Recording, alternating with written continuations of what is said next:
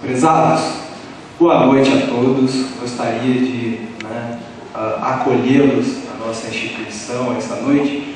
E antes de fazer o papel que me cumpre, apresentar aos conferencistas e, por fim, mediar a conferência, gostaria de fazer um pequeno e muito breve comentário a respeito dessa estrutura que eu e Ailton estamos aqui agora sentados, que a mesa de abertura ocorreu, que ela caminha no mesmo sentido que o professor Edivaldo comentou inicialmente, essa nossa proposta do encontro, da convivência, essa maneira de organizar a mesa de abertura, de organizar a conferência, visa quebrar algumas barreiras. Isso é algo que está no DNA desse departamento, dos meus colegas, e desde a primeira vez que nos sentamos para pensar a organização desse evento, pensamos em como é que poderíamos propiciar maior abertura, maior participação e quebrar algumas barreiras impostas por cátedras, protocolos e todo tipo de estrutura enrijecedora que se tornou comum para a vida acadêmica. Então é para fazer esse breve comentário que vocês vão perceber, conhecendo o nosso querido convidado, que o intuito aqui é quebrar essa barreira da mesa, da cátedra, e dialogar efetivamente com vocês.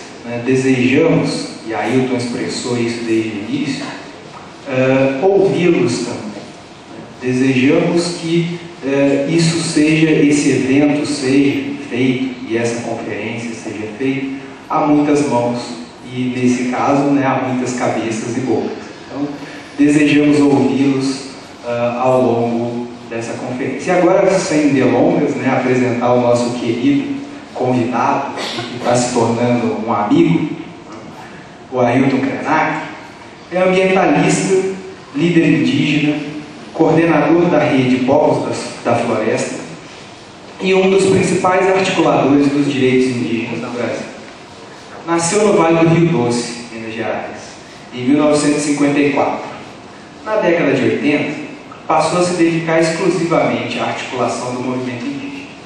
Em 1987, no contexto das discussões da Assembleia Constituinte, foi autor de um gesto marcante, logo captado pela imprensa e que comoveu a opinião pública. Pintou o rosto de preto com pasta de genipapo enquanto discursava no plenário do Congresso, em sinal de luto pelo retrocesso na tramitação dos direitos indígenas. Em 1988, participou da fundação da União das Nações Indígenas, fórum intertribal interessado em estabelecer uma representação do movimento indígena em nível nacional.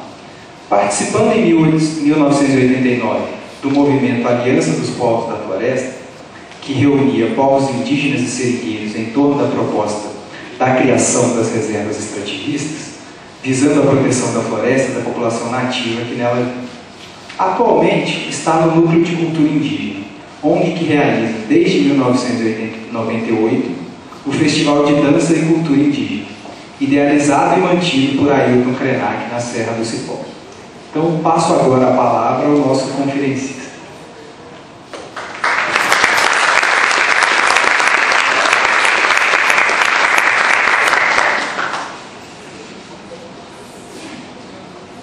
Boa noite a todos vocês que vieram animar a abertura desse nosso encontro, criando essa oportunidade do encontro acontecer de verdade, em que nós possamos ter a oportunidade de ter as impressões uns dos outros sobre esse assunto que motivou o nosso encontro, que é o turismo. Na pessoa do professor Edivaldo, eu quero cumprimentar a todos os outros professores, a todos os outros funcionários, a todos os membros desse departamento que está acolhendo aqui o 13º Encontro Nacional de Turismo de Base Local. É um nome extenso, para nomear uma ação ou um conjunto de atividades que eu tive a oportunidade e o convite de estar aqui junto com vocês. Me honra muito essa situação. E eu quero começar dizendo para vocês que eu não sou especialista em turismo. E o máximo que eu posso compartilhar com vocês são os contatos que eu tive com diferentes iniciativas espalhadas pelo Brasil afora, de comunidades locais, sejam comunidades indígenas ou comunidades ribeirinhas, no Mato Grosso, em Rondônia, no Acre, no Amazonas, em Roraima. Na verdade, se eu posso relatar algumas dessas experiências para vocês, é porque parece que um dos meus ofícios também é ser turista, né? Só alguém que eu estou fazendo turismo pode ter visto tanta coisa acontecendo em tantos lugares diferentes.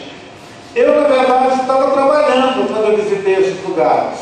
Em algumas situações, ajudando a fazer o experimento local de turismo. O mais antigo deles foi o Chavante, lá no Mato Grosso. O Chavante da Serra do Roncador, depois de Chavantina, Água Boa.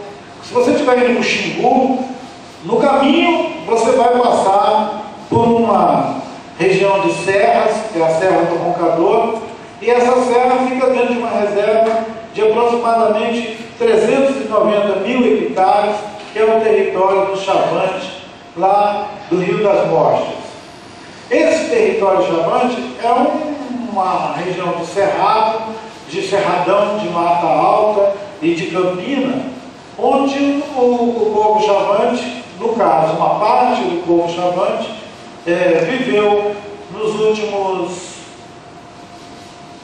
200 anos como caçadores e coletores, caçando e coletando.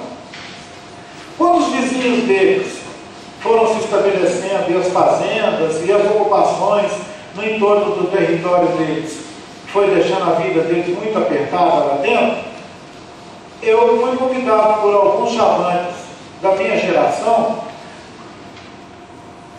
que naquela época a gente tinha uns 30, 40 anos, para ajudar os mais velhos, que eram os caçadores, que estavam achando que precisavam buscar novas alternativas de troca e de economia para a comunidade deles, porque eles precisavam comprar produtos do mercado de fora, e uma maneira que eles acreditavam que podia ter alguma coisa que interessava uma troca com visitantes, seria criar um programa de visitas.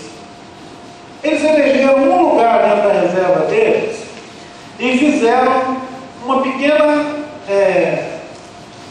aldeia, que não era aldeia habitada por eles. Era uma réplica da aldeia grande, habitada pelo Chavante, que seria uma aldeia temática para receber visitantes, para receber turistas.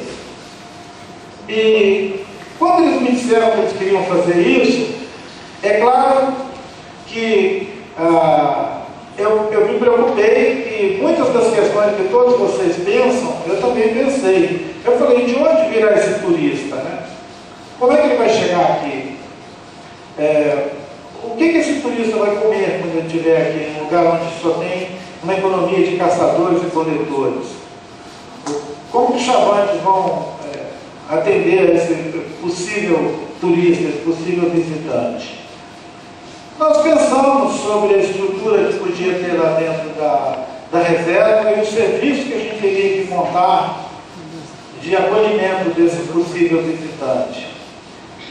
Eu não vou me estender muito contando só a história do Chavante, porque eu quero mencionar para vocês outras experiências que comunidades indígenas testaram também, no sentido de criar uma alternativa econômica, e a impressão que me deu é que todas as vezes que a motivação para essa experiência foi econômica, ela deu errado. Se a primeira necessidade for econômica, a chance de dar errado é enorme.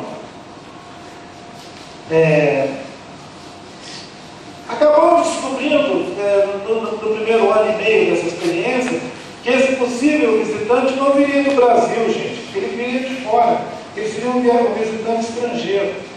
Então ele viria da Itália, da França, da Alemanha, e aí tivemos que arrumar parcerias com organizações de fora do Brasil que iam eleger esse possível visitante, orientar esse possível visitante onde ele ia, como é que ele ia chegar lá no Cerrado, como é que ele ia estar lá, que ambiente que ele ia experimentar, como que ele ia poder compartilhar alguma convivência com aquela comunidade local. E, na verdade, a conta dessa experiência era uma conta tão cara que ao longo do ano você conseguia talvez receber 3 ou 4 grupos de visitantes.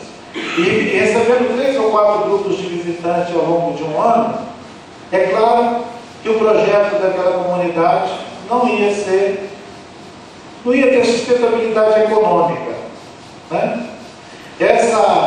Esse termo que passou a ser juntado a quase toda a ideia de uma iniciativa que ela precisa ser sustentável, no caso ali, a sustentabilidade daquela atividade, do ponto de vista econômico, ela não ia dar conta de atender as necessidades que os chavantes estavam se colocando com a renda que aquela atividade ia produzir para eles.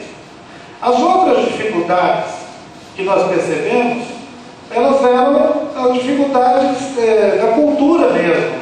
Os chavantes, eles não estavam com tempo para se dedicar a um grupo de pessoas que visitava de fora a aldeia, e eles tinham que deixar as outras atividades deles para poder receber o turista e, na verdade,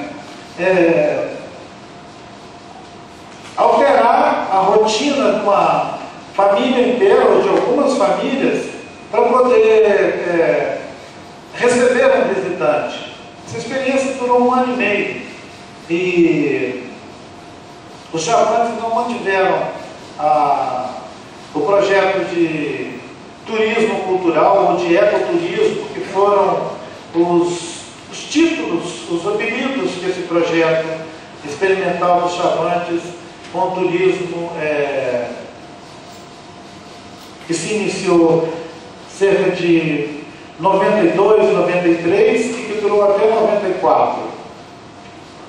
Julho, segundo semestre de 94, essa iniciativa não continuou, porque não tinha viabilidade econômica e porque desorganizava a vida daquela comunidade local.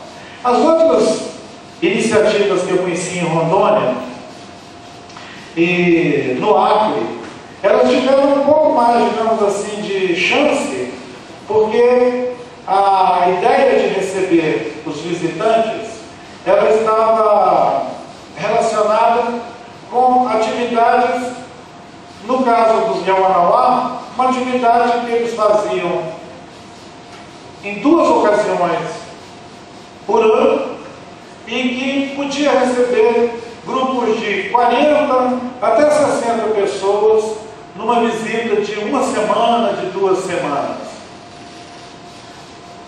Esses visitantes demandaram também para aquela comunidade que vive numa região de floresta, na beira de um rio, que não tem infraestrutura de uma vila ou de uma cidade, construir também algumas estruturas que só eram utilizadas quando o visitante chegava lá na aldeia.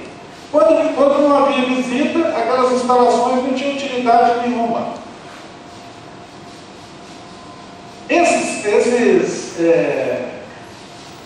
Digamos, esses casos que eu estou me referindo a eles, pode parecer que eu estou querendo mostrar para vocês que turismo pensado como uma atividade que pode gerar recursos para uma aldeia indígena é ainda inviável. Mas também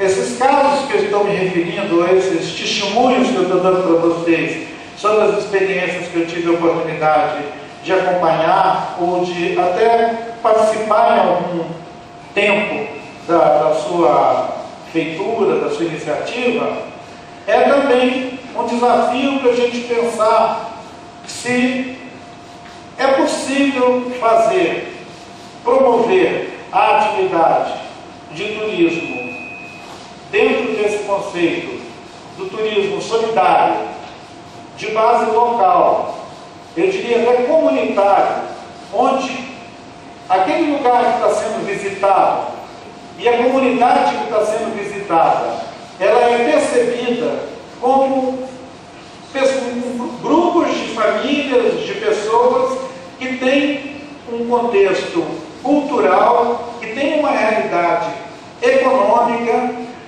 em que a visita de alguém de fora só tem sentido se não se limitar a uma visita turística, se for um envolvimento da pessoa que chega naquele lugar com a vida daquelas pessoas e com a realidade cultural daquele povo que vive naquele lugar. Isso parece que seria exigir demais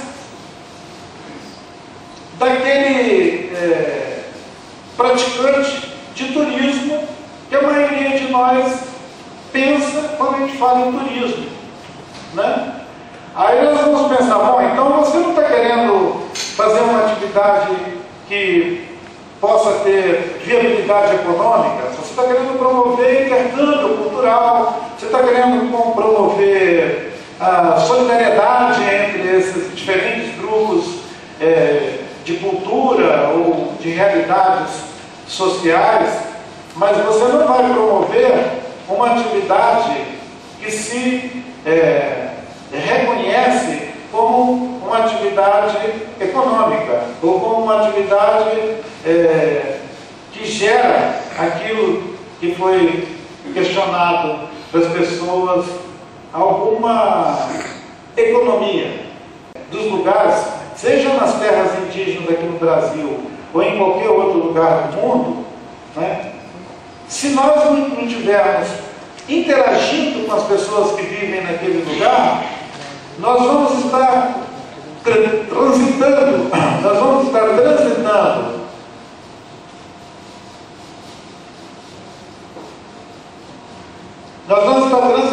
entre as culturas e as paisagens, mas na verdade somente como consumidores. E talvez a gente tenha que pensar se é possível o turismo que não seja motivado pela ideia de consumo. E se é possível a existência de uma prática identificada com o turismo fora de uma realidade onde as trocas são pautadas principalmente pelo valor econômico dos objetos e das representações mesmo, quando a gente fala da cultura, por exemplo. Eu fico pensando, falando das terras indígenas, dos territórios indígenas, nós teríamos que pensar que são lugares onde, historicamente, no caso do Brasil, foram reservados para uma parte, né, da nossa população, pela sua diferença cultural, pela sua diferença de estágio de contato com a cultura global, que nós estamos interagindo com ela, e que essas populações estão, digamos, sendo de alguma maneira protegidas de um contato intenso com a realidade global que nós vivemos. Se nós temos uma parte da nossa população no nosso país que ainda demanda esse tipo de cuidado com os territórios onde eles vivem, promover o turismo em direção a esses endereços, a esses lugares, talvez seja ainda prematuro, seja ainda avançar sobre lugares e sobre regiões do nosso território que nem nós mesmos, os brasileiros, temos muita clareza sobre o que fazer com esses lugares. De vez em quando, nós somos surpreendidos por uma chamada no Jornal Nacional ou em algum programa de televisão dizendo: foi localizada uma nova tribo de índios no Acre, no Amazonas, ou em Rondônia, ou no Pará, ou no Tapajós. Não faz muito tempo a última notícia que a gente teve sobre isso. Desse anúncio, até o Estado, o governo brasileiro, ser capaz de se acercar daquela realidade regional e local e criar os instrumentos de proteção daquele território, proteção daquela cultura, de promover o serviço de garantia dos direitos fundamentais daquela comunidade local, demora muito. Demora tanto que em torno de umas 40, em torno de 30 a 40% do que seriam esses endereços, esses endereços destino, como possível turismo em terra indígena, de 30 a 40% desses territórios estão ainda sem a sua adequada regularização, que significa ter suas fronteiras definidas claramente, ter a proteção das suas florestas, ter a proteção dos recursos naturais que estão nesses territórios. Então, promover algum tipo de visitação para esses lugares ia demandar ainda muitas melhorias das condições desses lugares mesmo, desses destinos, A despeito de eu não ser um estudioso do tema próprio do turismo ou das linguagens que vocês se aplicam nessa temática do turismo, eu aprendi que destino em turismo é aquele lugar que você trabalha ele para que ele fique em condições de receber um visitante. E supõe um tipo de estrutura que eu estou convencido que nas terras indígenas, excepcionalmente, você vai encontrar. Eu tive a oportunidade de ganhar um manual de turismo de base, um exemplar de turismo de base, que é uma iniciativa dos Pataxó, da região de Monte Pascoal. Naquela região tem uma aldeia, tem uma reserva que é parte de um território mais extenso.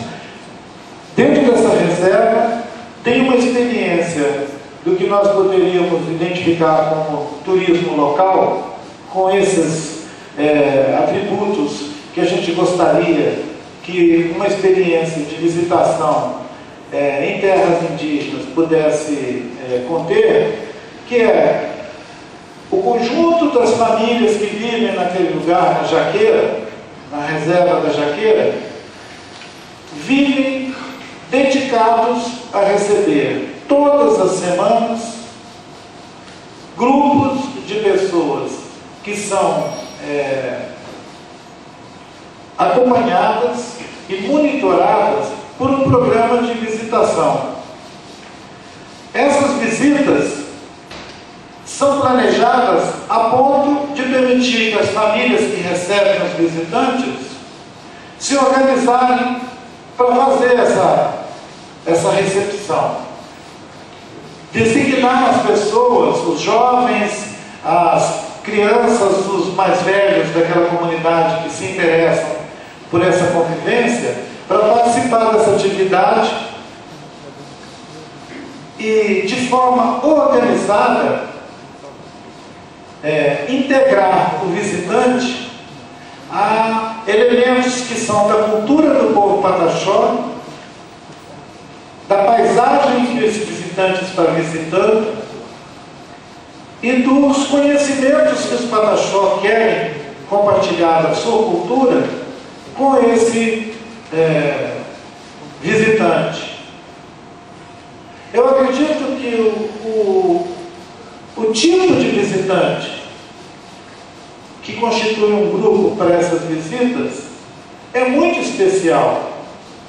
Se a gente pensar em turismo de base local, visando a esse tipo de pessoa que vai se preocupar em construir relações com a comunidade que ele visita, ele vai ter tempo e interesse de conhecer a cultura local, ele vai ter tempo e interesse de estabelecer algum tipo de troca com aquela comunidade local. Talvez a gente possa sonhar num futuro não muito distante com endereços de visitação em terras indígenas, desde o Rio Grande do Sul até Roraima. Mas não é qualquer turista. Não é uma chamada aberta assim, visite as terras indígenas. Por isso que a primeira vez que eu ouvi que a FUNAI ia regulamentar o turismo em terra indígena, eu achei aquilo assim um exagero. Em primeiro lugar, porque seria uma generalização. Você ia comparar com comunidades que têm um histórico de 300, 400 anos de convivência com outros povos. Os pataxós têm uma história de 3, 4 séculos de receber turistas no litoral da Bahia. Ao longo desse tempo, eles criaram uma experiência capaz de possibilitar a eles fazer a gestão de um projeto local que recebe visitantes de forma organizada, se relaciona com eles de uma maneira programada e conseguem transformar isso numa atividade que já é reconhecidamente uma experiência local que tem viabilidade. A FUNAI considera que é uma experiência sustentável. Eu não sei se ela considera que ela é sustentável porque ela se viabiliza do ponto de vista econômico, ou se eles consideram também que as relações que os pataxó estabelecem com os visitantes são sustentáveis também no sentido de criar vínculos de solidariedade, de cooperação, ampliar o universo da relação daquela comunidade indígena com os seus visitantes daqui do Brasil e de outros lugares do mundo. Porque eles recebem visitantes que vêm de várias regiões do mundo. E conseguem ter um calendário ao longo do ano inteiro de visita. Esse tipo de experiência, ele é muito raro, né? No caso de outras comunidades, que eu mencionei, a experiência do Museu Anauá, eles recebem durante 2 ocasiões ao ano visitas dirigidas para um evento que eles realizam, não um festival. O Festival Iauá. Eles construíram estruturas, recebem grupos de 40, 50, 60 pessoas que vêm da Bélgica, que vêm da França, que vêm da Alemanha, que compram o que a gente poderia caracterizar como um pacote turístico. Desde quando eles saem de lá da Bélgica até quando eles chegam lá na floresta, eles estão dentro de um programa que já está orçado, que está contratado e que nos últimos 8 anos isso tem acontecido com regularidade e os responsáveis por receber os turistas, os visitantes, não tratam esses visitantes como turistas, Eles preferem não tratar eles como turistas. Eu não sei se, de alguma maneira, essa ideia do turista tem alguma carga negativa. Tem para comunidades locais, eu não sei se a ideia do turista tem um significado que não é em todos os lugares que é acolhida como uma boa ideia, digamos assim, ou uma boa prática. Vocês que estão numa escola, que estão desenvolvendo esse tema, pesquisando, trabalhando no tema do turismo, muito melhor do que eu, vão poder ajudar a gente a pensar como que nós podemos promover visitas que atendem à curiosidade e à vontade de alguém que está aqui no sul ou no sudeste do Brasil, de visitar uma comunidade lá na fronteira com a Venezuela ou com a Colômbia, ficar durante uma semana, ou sei lá, 2 semanas na floresta, sem aquela ideia de que ele foi lá fazer um safari na floresta. Porque aquelas pessoas que estão vivendo lá não querem ser visitadas como um safari, como lugar de safari. Não é para você ir lá assistir como que aquela gente exótica sobrevive naquela floresta, no meio de onças e jiboias. Aquelas pessoas têm uma história, todas aquelas pessoas e aquelas famílias, e em diferentes lugares, tem biografias, tem vida, tem história, tem cultura. Em alguns casos, vai precisar de um intérprete, você vai chegar num lugar onde a língua local não vai ser a língua do visitante. Então, há uma cadeia de relações que tem que se pensar para viabilizar experiências, digamos, de turismo em terras indígenas. Ele me sugere que deveria ser caso a caso. Cada histórico de cada lugar, de cada povo, deveria levar em consideração se aquele território está consolidado, se aquele povo vive uma situação de alguma paz com seus vizinhos. Porque você não pode pensar turismo num lugar onde as pessoas estão sendo invadidas por garimpeiros e madeireiras. Porque senão você vai fazer turismo de aventura mesmo. Ou então abrir uma janela que é assim, turismo de aventura mesmo. Então, as pessoas não iam levar tanto susto.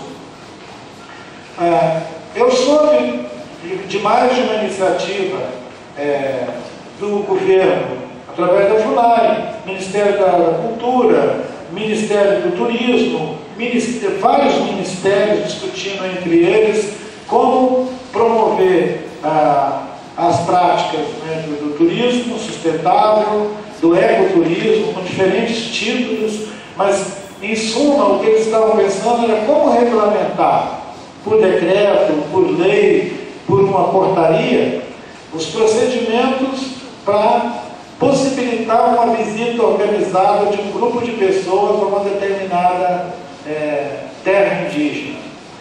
Eles não conseguiram até agora entrar em consenso sobre esse documento, essa lei ou esse decreto. Eu acredito que porque eles querem fazer uma coisa generalizante. Eles querem fazer um decreto ou uma resolução para todas as terras indígenas. E eu acredito que por aí não tem jeito mesmo, não dá certo. Deveríamos pensar em caso a caso. Onde uma comunidade indígena, pela sua história de convívio na sua região, o Xingu, por exemplo, onde dezenas de povos vivem dentro do Xingu e uma vez por ano fazem o Quarupi. O Quarupi é muito conhecido. Eu acho que o Quarupi não precisa nem de propaganda para vender, digamos assim, uma visita. Porque todos os anos, quando tem um Quarupi, no mês de julho, final de junho, julho, o Daniel, está aqui, nosso querido amigo Daniel, ele já foi no Quarupi, ele sabe como é que é o Quarupi. Eu acredito que quando ele foi, estava cheio de estrangeiros lá. O Guarulhos lota todo ano. E eu não posso deixar de comentar com vocês também que o óbvio que acontece numa experiência dessa, que lota de visitantes do mundo inteiro, é que a qualidade do contato entre as pessoas fica parecendo como um contato que você faz no Sambódromo, no Rio de Janeiro.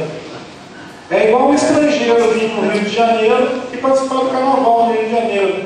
Ele vai embora, depois ele vai, e daí? Bom, daí eu fiquei lá no meio de uma maior bagunça durante uma semana e voltei e não aprendi nem falar bom dia, boa tarde, boa noite. Então, ir a um evento como o Guarulhos, para consumir exotismo e depois voltar para a Alemanha ou para qualquer outro lugar do mundo, é uma coisa que eu acredito que a gente não deve estimular e que nem tem sentido a gente tomar como modelo. A experiência que os Pataxó fazem lá na Jaqueira, ele mostra que a escala tem que ser pequena, porque se você tiver um território indígena com uma população acima de 600, 800 pessoas, deixa de ser turismo local e passa a ser um turismo como se você estivesse vindo aqui em Juiz de Fora ou em qualquer outro sítio, Ouro Preto ou Mariana, porque deixa de ser relações com um conjunto de pessoas que está te recepcionando de uma maneira familiar e passa a ser uma relação mesmo de superficial. Você vai passar no meio de 2.000 pessoas, 1.000 pessoas e uma semana depois você vai embora, porque você não estabeleceu contato de qualidade com os outros.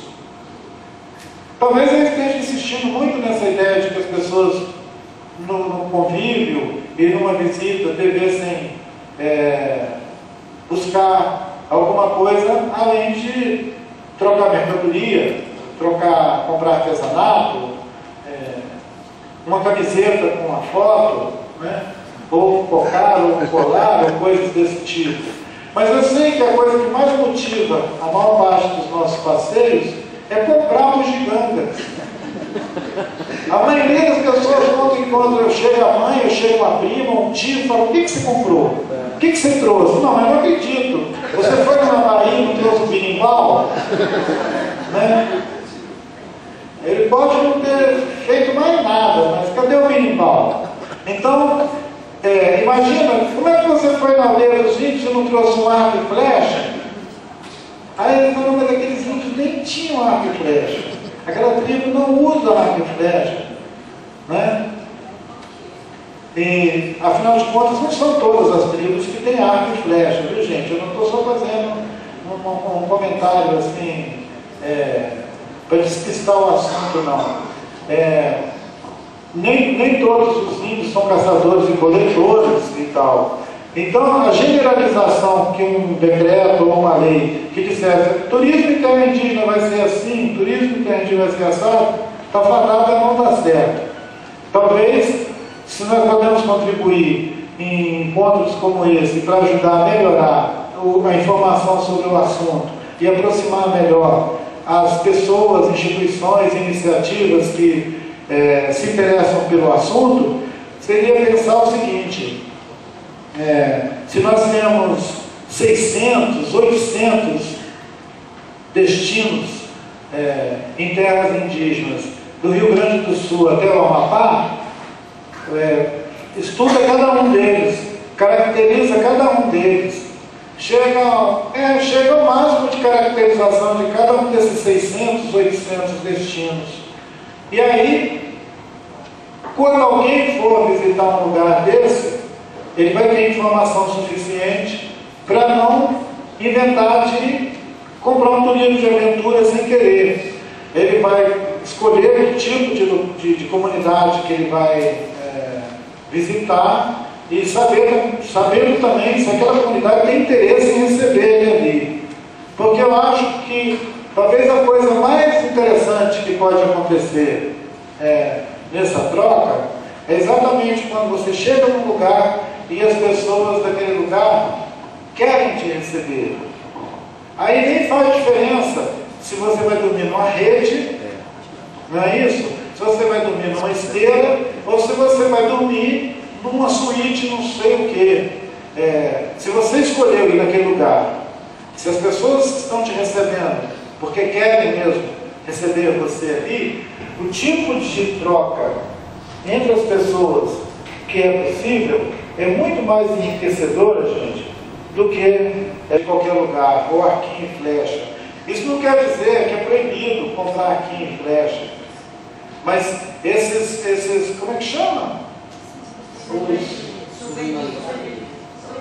Souvenir, né? As lembranças, os objetos que você leva de recordação, eles não precisam ser banalizados. O que infelizmente acaba acontecendo é que todo mundo que vai em Ouro Preto compra as mesmas coisas, né? Todo mundo que vai em Ouro Preto, as pessoas, eu mesmo já fiz isso. A gente sobe ladeira, desce ladeira, sobe ladeira, desce ladeira. A gente para pouco para conversar com o pessoal de lá, para perguntar para ele: você é daqui mesmo? Né? Porque você fala: mas claro que ele é daqui, né? Você que pensa que você encontrou uma pessoa que é daqui mesmo, né? Você é daqui, né? Então, eu moro num lugar que há uns 20 anos foi virando um destino turístico. Ele foi virando há uns 20 anos. Ele foi virando um destino turístico porque o povo local que morava lá, os nativos, que vivia numa região erma, um dia caiu sobre a cabeça deles um decreto criando um parque nacional. E eles estavam dentro do parque nacional, uma espécie de arapuca ecológica. Aquele trem caiu em cima deles. E de uma hora para outra eles estavam dentro de um imenso parque nacional. E o IBAMA foi lá mandar eles saírem de lá. Sai daí, vocês estão dentro do parque nacional. E botaram eles para fora. Eles foram para a beira da estrada. Então, como eles são criativos, eu acho que é por aí que tem um turismo criativo. Eles são criativos, já que estavam na beira da estrada, eles começaram a inventar coisas. Inventar coisas para vender para o pessoal que passava na estrada. E o pessoal passava para ir para as cachoeiras. Então eles foram descobrindo quais eram as demandas daquele visitante, foram montando serviços. E começaram também a ser preparados para atender o turista, em pousada, cozinhando. Hoje, as pousadas que estão estabelecidas lá dão serviço para todo mundo lá é empregado, ou tem uma pousada, ou é empregado numa pousada. Eu fiquei pensando, será que essas pessoas não tinham possibilidade de escolher outra coisa para fazer na vida? O destino deles agora é ser destino dos outros? Entenderam o mau gosto? O destino daquelas pessoas, depois que cai o arapuca ecológico em cima deles, é ser o endereço que os outros vão visitar quando der. E quando dá, no caso, Belo Horizonte fica muito longe do mar. Não é como vocês aqui que estão na praia. Eu conheço a piada, tá? Aí o pessoal de Belo Horizonte, todo fim de semana, vai para a Serra de Cipó, porque é 1h30. Eles vão para o Parque Nacional, de onde foram expulsos os nativos, visitar as cachoeiras e tudo. E os nativos estão lá de fora do parque, atendendo aquele simpático turista que vai visitar a casa que era dele, do nativo. Então, acho que vai demorar algumas gerações para aquelas pessoas receberem um turista sem falar: esse cara está roubando a minha casa. Ele veio pegar minha cachoeira, e veio pegar meu rio, veio pegar minha cachoeira, e agora eu vou lá limpar a pousada, arrumar a pousada para hospedar ele. Nós precisamos pensar nas relações humanas, na qualidade das relações humanas que são estimuladas e estabelecidas quando nós estimulamos esse tipo de turismo de consumo, onde os valores humanos são sublimados em favor da diversão, em favor do divertimento, né? São poucas as pessoas que visitam a serra para fotografar pássaros, para contemplar a paisagem, para visitar mesmo uma cachoeira. A maioria das pessoas visitam 30 lugares num dia só e vão embora. Então eles estão fazendo um rally na serra. Bom, eu prometi para os meus colegas que eu não ia ficar falando até a meia-noite. Eu agradeço a todos vocês a paciência de me ouvir e, junto com o professor Sandro, nós vamos, ele vai me ajudar a organizar com vocês uma conversa para eu responder perguntas de coisas sem sentido claro que eu tenha falado e outros assuntos. Obrigado.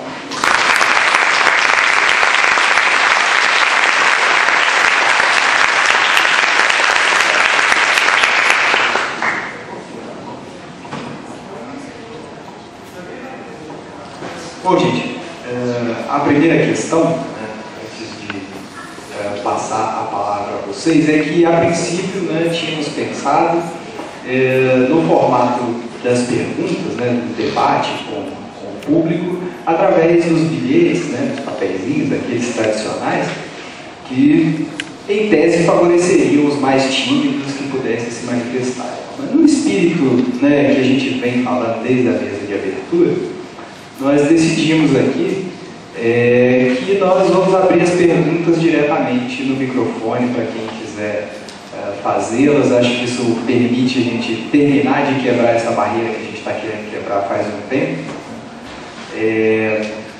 E aí, né, antes de abrir para as perguntas, eu queria mais uma vez abusar da posição de mediador, né, para fazer a primeira, para eu. A gente já conversou um pouco por e-mail, um pouco hoje mais cedo, sobre algumas dessas questões, né, que ele falou aqui.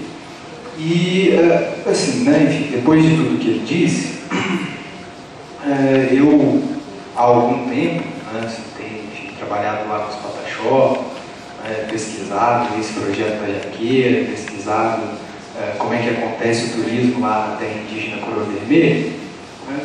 E ouvindo a fala de Ailton, eu queria que, na verdade, ele falasse para vocês, porque a gente já conversou um pouquinho sobre isso mais cedo, né? Diante dessas múltiplas realidades, né, amazônicas, do leste, e lidando com o fato de que o Ministério do Turismo, a FUNAI, regulamentem ou não o turismo em terras indígenas está acontecendo, né? Qual é o papel do Estado nessa história, né? Essa é uma questão. Uma vez que, por exemplo, lá para os Pataxó, né, o turismo, esse modelo, né, que você falou, só começou a acontecer a partir do momento que o posto da FUNAI saiu da aldeia, né? Quando ele foi lá para Eunápolis, aí é que o turismo começou a acontecer. E isso foi uma iniciativa dos próprios Pataxó. Então, que papel você acha que cabe ao Estado, né, ao Ministério do Turismo, à própria FUNAI, dentro dessa discussão, né? Por exemplo, se a gente pensar lá em Carmésia, é diferente, né? O turismo acontece, esporadicamente, eventualmente, com o posto da FUNAI dentro da aldeia. Então, FUNAI, Emitur, que papel que eles têm nisso? E a outra, né, atrelada a essa, a outra questão é: você acha que é possível falar ou pensar em pelo menos duas realidades, uma grande linha divisória, os povos da Amazônia e os povos do leste, frente a essa questão do turismo? E aí, meus caros, assim, após ouvirmos mais um pouquinho o Ailton, as perguntas de vocês, né, assim, estão abertas para os questionamentos, para as perguntas, para as intervenções de vocês. Sintam-se à vontade e convidados.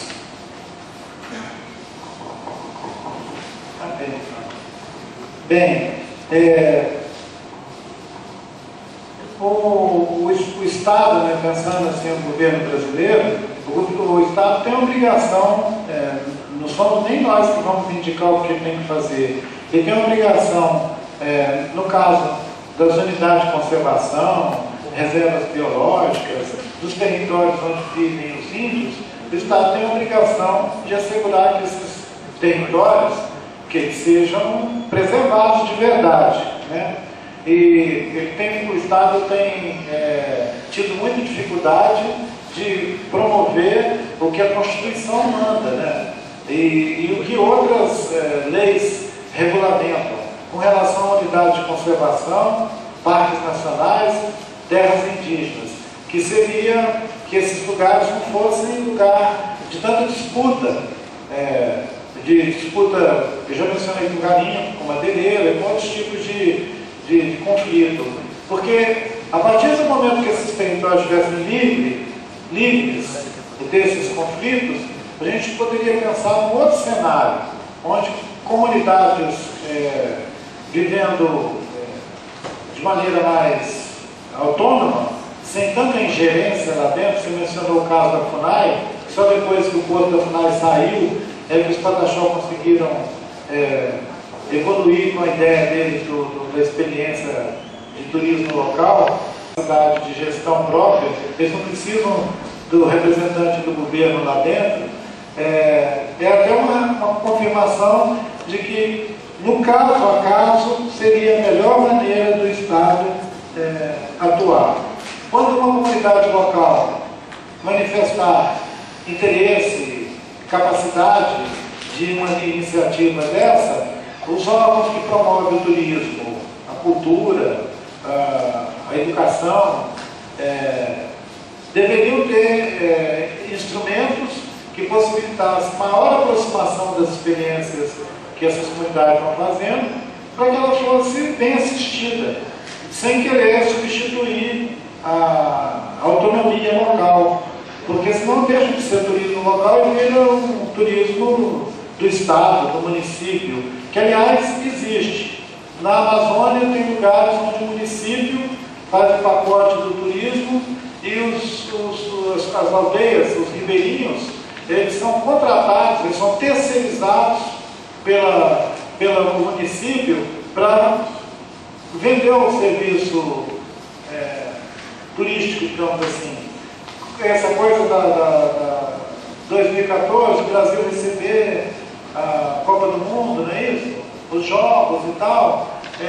Alguns governos fizeram oficinas, capacitaram comunidades ribeirinhas e imprimiram nessas comunidades a ideia de que elas integravam uma rede de serviço, mas quem estava promovendo esse serviço era o município, ou a Fundação Cultural, ou alguma outra entidade que, digamos, aglutinava, né, esses endereços de serviço e vendiam eles para o turista.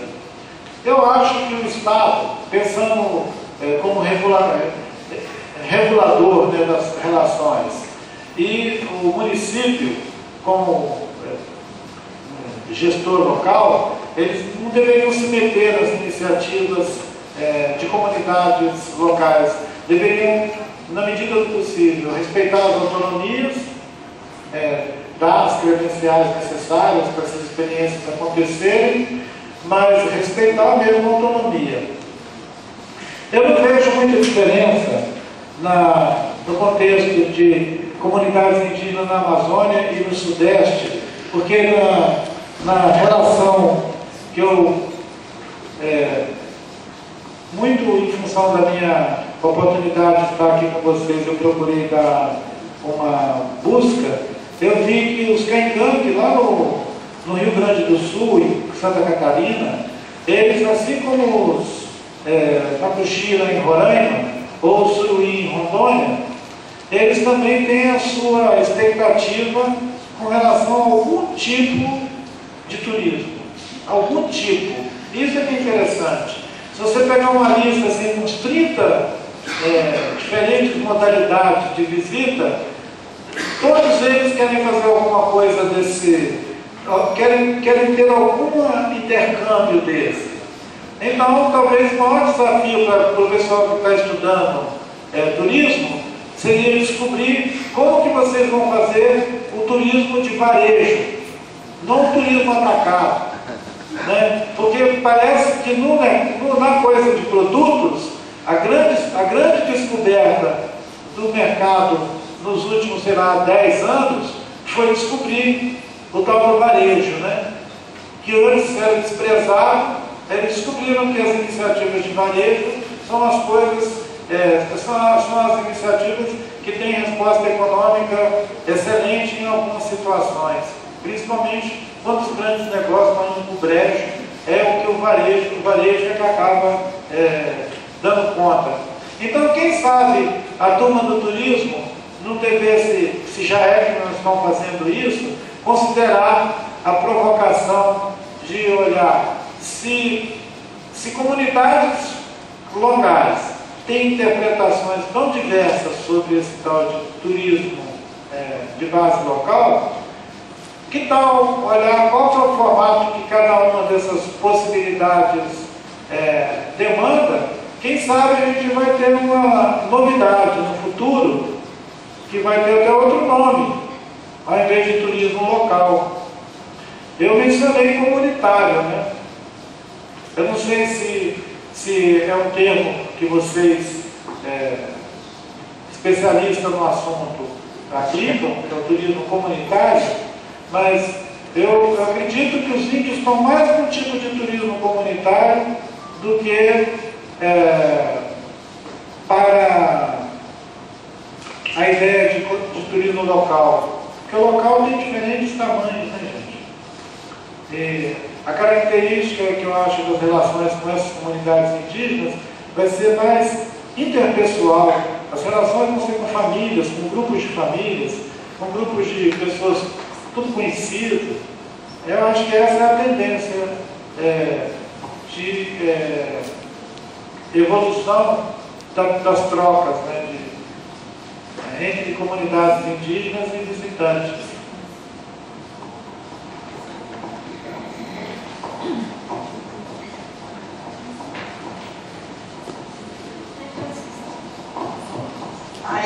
Ailton, foi um prazer lhe ouvir. E Ailton, eu queria lhe fazer uma pergunta. Eu queria saber o seguinte: na aldeia lá, na comunidade de vocês, está melhor? Antes era melhor antes do turismo ou está melhor agora com o turismo? O que você acha? Não sei se você entendeu a minha pergunta.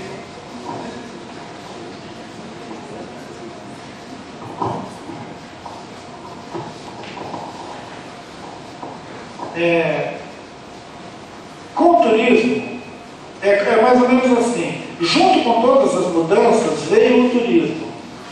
Não tem jeito de você separar o turismo das mudanças. Essa pergunta é muito difícil, porque ela seria mais ou menos assim: foi bom mudar? Né? Então essa pergunta é uma pergunta aberta, na verdade. Né? Vocês mudaram, foi bom mudar? Né? Eu diria que, respondendo a pergunta geral, foi bom mudar, né? Mas nem sempre o pacote, tudo que vem junto, é bom, né? O turismo não traz só coisas boas, o turismo traz outras confusões também.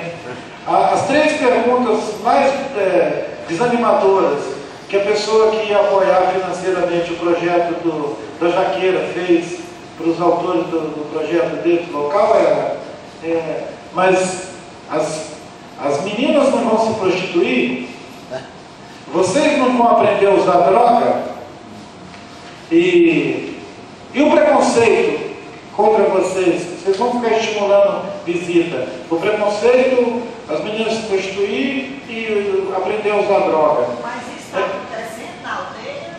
Só estou mencionando que foram as três questões principais. Mas você está falando, na sua aldeia aconteceu isso, ou você está falando assim, pode acontecer isso? Na sua aldeia, lá na sua comunidade? Não aconteceu. Não aconteceu. Não aconteceu porque tem que ter muita vigilância, tem que ter essa preocupação e tem que ter essa atitude. E a pessoa que visita tem que estar informada disso. Ele tem que estar informado de que ele vai visitar uma comunidade que tem costumes diferentes, que tem cultura diferente da dele, e que ele não deve se relacionar com as pessoas daquele local com os valores somente dele. Ele tem que respeitar aquela comunidade que ele está visitando. Então é um protocolo tão complicado, entendeu? Que parece que ele não é de turista. Né? É um protocolo pesado com o turista. Porque o cara vai, eu não quero ir nesse lugar. Né? E é por isso que eu mencionei para vocês que o termo turista, né, o termo turista, aliás, vocês já viram falar que tem uma grande região do Nordeste que os estrangeiros vêm para fazer uma coisa que eles chamam de turismo sexual. Né? Já que nós estamos no encontro do turismo, só falta a gente não falar disso. Né? Nós vamos ficar fazendo de conta que não existe. Então existe, né? Existe, e o Ministério da Justiça tem uma campanha vigorosa no sentido de chamar a atenção dos governos locais, dizendo: não promovam, não permitam que nos seus, principalmente no litoral, que nos seus litorais se estabeleçam nichos, né, de serviço, de visitação. Ontem, essa semana, no encontro, alguém que vai falar sobre direitos humanos, desses temas que eu estou me referindo de forma além do meu tema. Mas eu não consigo deixar de ver todas as relações que a coisa de turismo ou objetivamente ou subjetivamente representa para quem não tem na sua cultura, historicamente, essa representação de alguém que chega num lugar como o turista. Há uns 40 anos atrás, eu visitei um povo que vive numa região de floresta. Eles começaram a convivência deles com os brasileiros em geral. Aí, esse chefe daquela aldeia me falou assim, que o primeiro estrangeiro que ele conheceu foi uma pessoa que era Afunai, provavelmente alguém dos irmãos Vilas Boas. Então ele era Afunai. Então tinha o povo dele e no mundo tinha um outro tipo de gente que era Funai. Aí passou um tempo, desceu um helicóptero lá e conheceu, chegou o cara e falou: o que você é? Aí o cara: militar. Então ele conheceu o segundo personagem, que era o militar. Até que teve uma epidemia lá, ele ficou conhecendo o médico e a enfermeira. Então, tudo desse mundo daqui de fora tinha médico, enfermeiro e militar, gente. Não tinha turista. Aí um amigo meu, Roberto Lisco, que tem um livro chamado Brasil Aventura. É um livro de turismo, é um livro que promove todos os possíveis lugares de visita no Brasil. São livros de arte bonita, ele é fotógrafo, e geralmente ele pega mais alguém para fazer texto ou fotografia junto com ele, e ele chegava a publicar 2 livros por ano. Publicou muita coisa sobre o Pantanal, sobre o Cerrado, a Caatinga, a Mata Atlântica, a Bacia do Tapajós, o Rio São Francisco, paisagens maravilhosas, sempre estimulando o visitante a ir nesses lugares conhecer. Aí, um dia, quando ele estava fazendo lá pela 15ª edição do livro, ele falou comigo: eu queria que você escrevesse um artigo sobre turismo em terra indígena. Isso foi uns 30, 40 anos atrás. Aí eu peguei e falei com ele assim: mas isso não existe. Aí ele falou: mas escreve. Aí eu contei para ele a história desse índio, meu amigo, que conhecia o soldado, a FUNAI e a enfermeira. As 3 categorias de gente que conhecia no mundo. Se aparecesse um terceiro cara lá e falasse que era um turista, ele ia ficar falando: bom, então assim como tem o soldado, a enfermeira e a FUNAI, tem também mais uma outra categoria de gente que é o turista. Porque na cultura do Yanomami não existe uma pessoa que vai lá visitar, andar no meio deles e não faz nada. Como? Quem é esse cara? Ele está flutuando aqui, ele é um ET? Ele não é médico, ele não é meu enfermeiro, ele não é o agente da FUNAI, ele não é um soldado, então o que ele é? Ele vai ficar andando no meio da gente? E se tivesse alguém aqui que é antropólogo, que talvez tenha, antropólogo, sociólogo, essas coisas, ele ia dizer, claro, na visão, na etnografia deles lá, na cosmologia deles, todo mundo tem um lugar. Né? Na relação de parentesco, todo mundo tem um lugar. Então tem um lugar para você sentar. Você sentou aqui porque você é meu primo, porque você é meu avô, meu tio.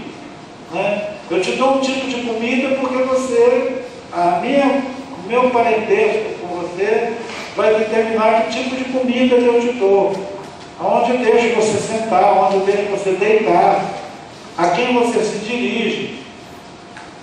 Aí como é que o turista vai chegar no lugar e saber se comportar no lugar dele? Ele está perdido no espaço mesmo, porque ele não vai saber se ele senta, se ele levanta, se ele anda, e não tem coisa mais desconfortável do que você estar num lugar que você não sabe se você come aquela coisa, se você cumprimenta o outro com a mão, né? Porque pode acontecer uma história que ficou clássica do Marechal Rondon. O Rondon, ele criou o serviço de proteção aos índios lá nos anos 30, 40, por aí afora, e na década de 50, ele levou um oficial da aeronáutica com ele para visitar os índios na ilha do Bananal, os Carajá. Os Carajá ainda não eram um destino turístico, estavam lá na deles, e o aviãozinho desceu, o oficial, com aquele treinamento militar dele, desceu do aviãozinho também e foi andando a pé em direção a um índio que estava postado lá perto de uma porteira com a fortuna na mão. E o oficial foi no pique de oficial, chegou e estendeu a mão para cumprimentar ele. A hora que ele estendeu a mão para cumprimentar ele, o índio provavelmente pensou que estava indo dar um karatê no índio. O índio estava com uma fortuna na mão, desceu a fortuna na cabeça dele.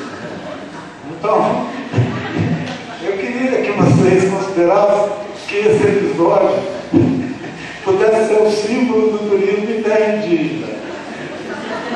O cara estica a mão e leva a cotovelada na cabeça, porque ele não sabe o que ele está fazendo, não sabe a quem ele está se dirigindo, e aquele cara que está recebendo ele não tem a menor intenção de receber um turista ali. Essa parábola do Rondon, o Rondon foi socorrer o camarada oficial, ficou caído no chão. Bom, o repertório de equívocos de visitante fazendo coisa errada no lugar que não devia, não pode ser atribuído só à ideia de turismo, porque nem todo mundo é turista. Esse oficial, por exemplo, que estava indo visitar os Carajá na ilha do Bananal, ele era um camarada a serviço, né? Mas ele cumprimentou o sujeito assim, e foi um gesto cultural dele devido, né?